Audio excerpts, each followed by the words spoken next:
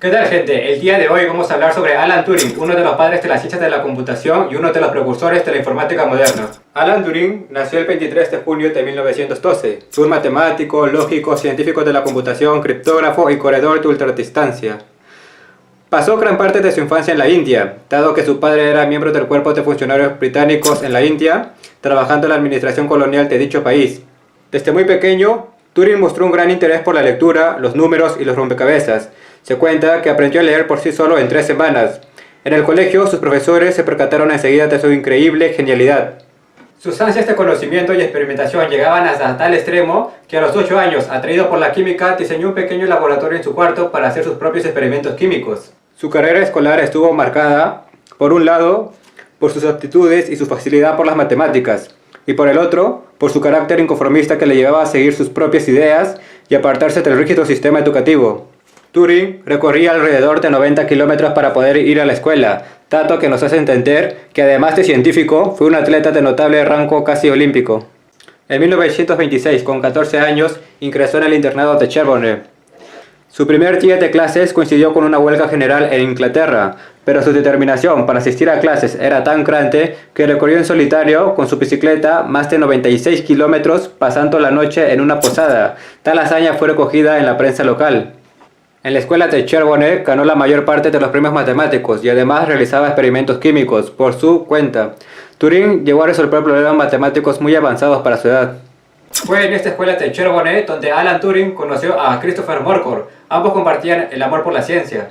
Alan se enamoró de él, fue su primer amor, pero a principios de 1930, solo unas pocas semanas después de su última temporada en Sherborne, Morcom fallece debido a complicaciones de la tuberculosis bovina, contraída tras beber leche de alguna vaca infectada. Desde ese momento, la fe religiosa de Turing se hizo pedazos.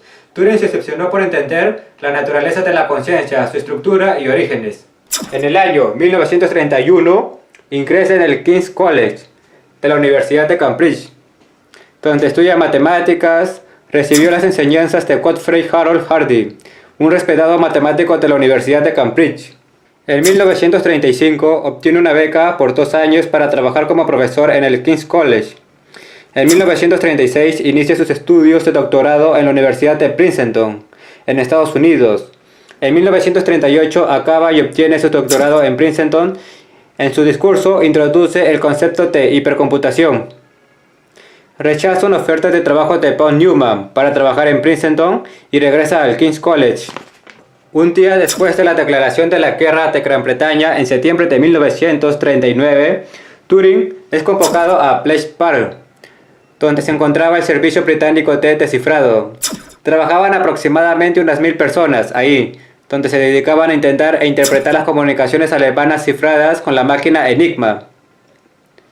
El equipo, liderado por Turing, a través de ecuaciones y cálculos, encontraron pautas en los mensajes con los que pudieron detectar una pequeña parte de su funcionamiento. Sin embargo, todavía no podían descifrarlos. Fue ahí cuando Alan Turing se hizo la siguiente pregunta: ¿y si para luchar contra una máquina como Enigma hiciese falta otra máquina? A raíz de esta pregunta, Turing pudo poner en práctica sus teorías. Diseñó la máquina Bombe. Con esta máquina, los británicos lograron romper con éxito los códigos alemanes Enigma. Los trabajos del servicio británico de descifrado, dirigidos por Turing, fueron determinantes para cortar la guerra.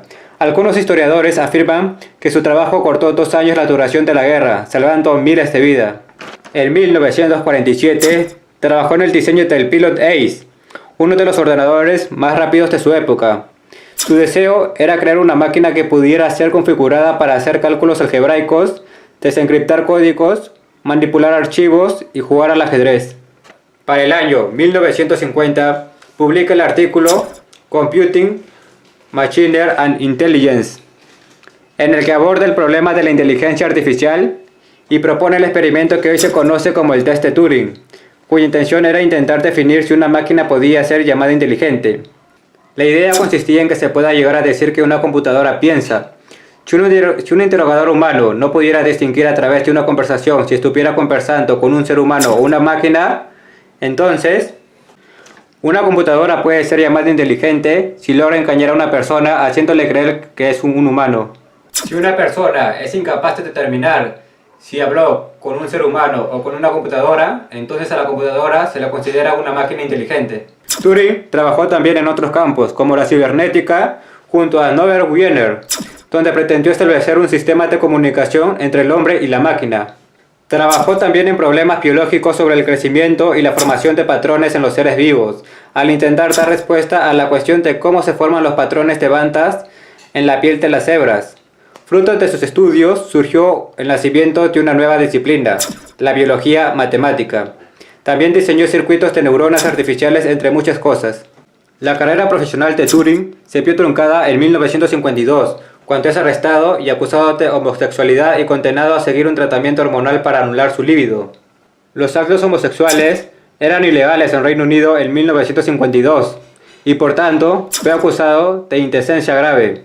Se le dio la opción de entrar en prisión o la libertad condicional bajo acuerdo de someterse a un tratamiento hormonal de castración química a base de estrógenos. Él aceptó la segunda opción y el tratamiento le produjo desastrosos efectos secundarios como aparición de pechos y obesidad. En 1952 fue sentenciado a castración química con inyecciones de estrógeno para anular su líbido, por atentado contra la moral pública por su homosexualidad. En el año 1954, Alan Turing se suicida presuntamente al ingerir una manzana impregnada en cianuro. Muere a la edad de 41 años. En el año 2013, la reina Isabel le concede el perdón póstumo declarando sus disculpas en nombre de su gobierno por el trato que recibió durante los últimos años de su vida.